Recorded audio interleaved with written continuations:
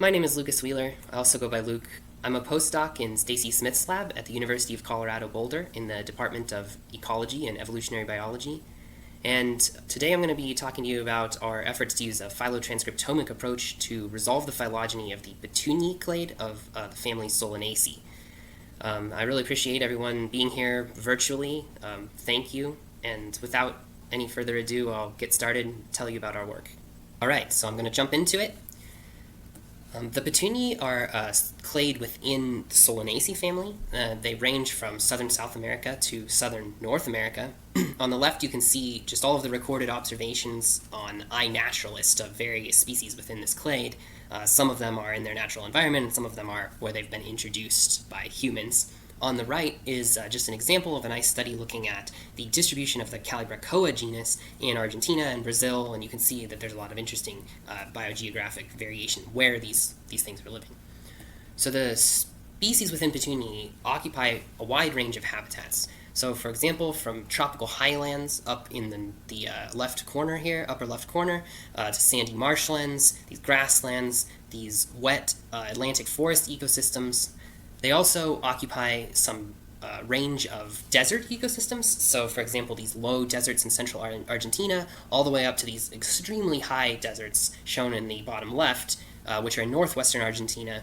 And believe it or not, the sort of coral-like structures in the photo there are Fabiana, which is relatively closely related to your typical garden petunia. So there's a lot of interesting variation in phenotype, diverse growth forms across the clade. So for example, here again in the upper left is Fabiana bryoides. It's become this sort of cushion-like hardy thing that lives at extreme elevation. Below that is the Fabiana denudata, which is another desert-adapted sort of shrub. In the center we have Brunfelsias, which are big tree-like things that grow in these wet forested areas, and they're covered with flowers. We have these tiny little herbs, Leptoglossus, these creeping herbs, the typical Calibrachoas and Petunias. And in the bottom right is a Nerimbergia species, Nerimbergia rivularis, and this one's particularly interesting because the corolla tube sort of acts as a little stem that sticks straight out of the sand that's underneath this grassy area in this marshy place where it lives. So there's a lot of interesting variation, and that also extends to floral coloration and floral morphology. So across the top you can see this spectrum of different flower colors, and across the bottom here you can see the range of sizes of flowers. For example, these tiny little 1 centimeter Fabiana flowers all the way up to these 10 plus centimeter Brunfelsia flowers. So it's really a hot spot of interesting phenotypic variation in a lot of different ways, and we think it's a great system for studying the evolution of these interesting phenotypes at a variety of different scales. The only problem is that the relationships within the clade have not been very well resolved in many cases. Here I'm going to highlight the example of Fabiana, Petunia, and Calibrachoa. So based on just morphological assessments, Calibrachoa and Petunia have traditionally been grouped together, and you can see why that's the case. They do look quite similar, whereas Fabiana has been grouped outside of the Petunia Calibrachoa sister group. However, some studies have indicated that in fact Fabiana and Calibrachoa are sisters to one another to the exclusion of Petunia. So this is the type of ambiguity that we really would like to resolve, to be able to use the clade as a tool to study these interesting evolutionary patterns that we can tell have happened. So like I said, the unresolved phylogeny has really hindered these kind of clade-wide evolutionary studies. So while there have been really nice studies on individual genera within the clades, on biogeography, on pollination systems, on floral coloration, we haven't been able to unify, to synthesize what we know about the entire clade into an evolutionary framework and study these interesting transitions that have happened because of the ambiguity in the phylogenetic relationships. So to resolve this, what we've done is started to collect this large data set across the clade. So we've traveled throughout the Petunieae range to places in South and Central and Southern North America, and a lot of people have been involved in this. A lot of the major players are shown here out in the field collecting samples. And so what we do is we go to these places, we find typically a wild population of the species that we're interested in, we collect floral buds at a certain stage, we preserve the tissue, and then extract floral bud RNA. We also collect flowers and take samples that we can later use to identify pigments in the flowers themselves. We take this floral RNA and we use a mRNA stranded kit to prepare Illumina sequencing libraries. We sequence those on a NovaSeq, which gives us these massive data sets per flow cell that we use. And then we use that data and a custom assembly pipeline that Joseph Walker and I have put together to assemble de novo transcriptomes of each individual sample. Then we use that data, or rather Joe, who's an expert in phylogenomics, uses that data to reconstruct the phylogeny. And I just want to give you a brief breakdown of the approach that Joe has taken, because he's employed some novel methods for extracting orthologs, for example. So what he does is he does a hierarchical clustering of transcripts from our de novo assemblies to cluster together similar transcripts. He then extracts orthologs from duplications that occurred in the in-group, the Petunieae in-group, to the exclusion of the out-group species that we used. And this improves the taxon sampling and thus the phylogenetic inference. He then resolves the species tree using a couple different approaches, a coalescent method as implemented in Astral, and a supermatrix method. He can then examine conflict, and we can really get a good resolved tree of the entire clade. And just one thing I want to point out is that the divergence times within the Petunieae clade span a wide range of values. So some of these splits are tens of millions of years old, whereas others are maybe tens of thousands of years old. So we were hoping that by using phylogenomics, or phylotranscriptomics rather, that we can really get into this regime where we'll get good sampling and have a lot of power to resolve the relationships. And in fact, that seems to be the case. So we have over 3,900 orthologs with representation in at least 60 of the 69 species that we've sampled from across Petunieae. And in fact, this works, and we get this really well-resolved tree that gives us these relationships between the genera within Petunieae. So on the left, I'm showing the tree, and each genus is highlighted by a picture of a flower that's sort of characteristic of that genus. On the right, you have the genera listed in the same order. And I'm going to focus again on the Fabiana calibrachoa Petunia example that I brought up earlier. So now we're able to answer this long-standing question and to resolve the issues, the ambiguity here with this relationship. So what we find is that, in fact, we have a strongly supported sister relationship between Fabiana and calibrachoa to the exclusion of Petunia. Now, that is, as I said, different from the morphological assessment. However, this isn't really surprising. As I showed you, there's been a lot of interesting phenotypic variation, implying a lot of interesting transitions in phenotype of the flowers as well as the rest of the plants. And additionally, there are some features of the Fabiana and calibrachoa flowers that are actually quite similar, such as the corolla tube patterning, which isn't really something you see in Petunia, but it's typical in Fabiana and calibrachoa.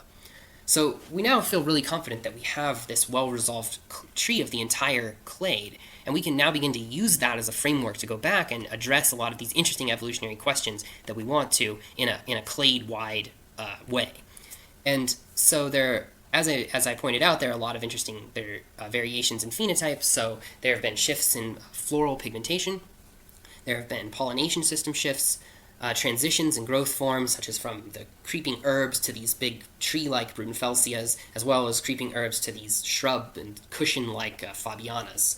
So I'm going to focus on pollination systems here, because I think this is just a really rich and interesting area to look at interesting phenotypic transitions. So within Petunia, there are a lot of different pollination systems that we observe. For example, in Petunia and calibrachoa, you typically see bee pollinators. Here's a bee visiting Petunia wrightsii in southeast Brazil. The Fabianas, these desert shrubs, we have some evidence that they are pollinated by moths. And here is a picture that Stacy took of a moth very expertly visiting this Fabiana flower. It appears to be drinking from it like a goblet. The Nurembergia are very interesting. They have evolved this oil bee pollination system. So rather than producing nectar, they produce an oil, and these bees with specialized organs collect the oil, and they serve as the dominant pollinators of the species within this genus. So, based on previous studies, we know that there have in fact been transitions between flower pollination systems within genera of Petunieae. This is a good example in Brunfelsia, where it appears that there was an acquisition of a hawk moth pollination system as the Brunfelsia spread to the Caribbean islands. So this is a good example of a case where the pollination system shift is associated with an interesting biogeographic transition as well. So these are the sorts of things we'd like to understand, and we'd like to understand them across the clade.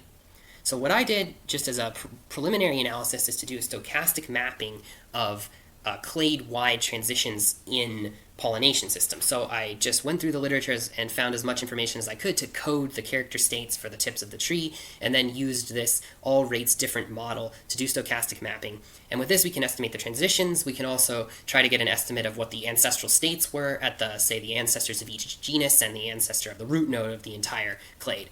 And the root node is the estimate of the ancestral state there is quite sensitive to the prior. But if you can see that they're really well supported ancestral states for each genus. And we can then look at the transitions that have occurred. And for example, the thing that I find interesting here is that there appears to be relatively frequent transitions from bee to hummingbird pollination, and occasionally going the other way. But there really are no transitions into hummingbird pollination from any other state. So this, as I said, is a preliminary analysis, and it needs to be followed up. We need to do a lot more work on this, but it hints at some interesting transitions that are occurring. It hints at the ways we can begin to use this tree as a framework to study phenotypic evolution in the Petunieae clade. And the main thrust of our work going forward is actually to look at transitions in floral coloration, which are in fact often associated with transitions in pollination system. So for example, Ploumania nictegonoides, which is found in the mountains of southern Mexico, it acquired this bright red pigmentation and this long corolla tube, and it's associated with hummingbird pollination. So we'd like to understand this at the macroevolutionary scale. We'd like to understand this at the molecular level, and in the Smith lab, our bread and butter is studying the floral pigmentation and the evolution of flower color. So here I'm just showing you the 3 different species with 3 different flower colors, and the insets show the petal cells, and you can really see that there are these differently colored pigments. These pigments are responsible for the flower color, and they're produced by the anthocyanin biosynthetic pathway, which is shown here on the right. So we know a lot about this pathway, about the topology of it, which genes are involved. And so what we'd like to do is now, because we have this transcriptomic data, we can actually get expression levels of genes in these developing floral buds that are producing pigments. And so going forward, we're using additional data that we've collected, which I'm just now finishing libraries to sequence 2 additional biological replicates per species, so we'll be able to get good estimates of expression level. And we've also collected reflectance spectroscopy data, so a quantitative measurement of the color of the flower petals, and we've collected pigment composition data using chromatography, so that's a quantitative way of telling what pigments the flowers are actually producing. So we're hoping to synthesize all of this together into a model that will be able to relate the expression of anthocyanin pathway genes in developing floral buds to the color and to the pigments that they're producing. And so given that we now have this phylogeny and we have these transcriptomic data sets, it's a really powerful way to go about studying these phenotypic transitions in flower color at the molecular level. So that's where we're headed with this, and I'm going to leave it at that. Hopefully in the future I'll have more to say about that, so stay tuned. And I'd just like to end by saying thank you to everybody who's worked on this project. It's been really great. It's been a really fun project to work on. I've gone on field trips. A lot of us have gone on field trips. It's an international collaboration, and people from Brazil, from Argentina, from Cambridge University are involved. And it's a really cool project. And so thank you to everybody who's listed here. And thanks to everybody who's attending virtually and listening to this talk. I really appreciate it. And with that, I'll just end, and I'm happy to take questions.